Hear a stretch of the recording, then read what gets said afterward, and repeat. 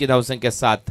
आज या स्पर्धेचा पहिला दिवस आणि पहिल्या दिवसामध्ये अमर तांडेल या खेळाडूने अर्धशतक नोंदवलं आणि मला नुकतीच माहिती मिळाली की नुकतंच त्यांच्या वडिलांचं निधन झालं होतं आणि खऱ्या अर्थाने ही भावपूर्ण श्रद्धांजली त्याच्या वडिलांसाठी होती.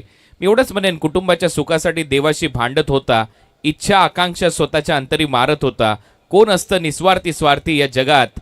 2 क्षण सुखासाठी बाप आयुष्यभर राबत होता आणि त्या वडिलांना ही श्रद्धांजली त्यांनी दिली आहे. आणि या सिच्युएशननुसार एवढे मी म्हणेन, बाप असताना मिठी मारून घ्या, कारण आठवण आभास देते, स्पर्श नाही.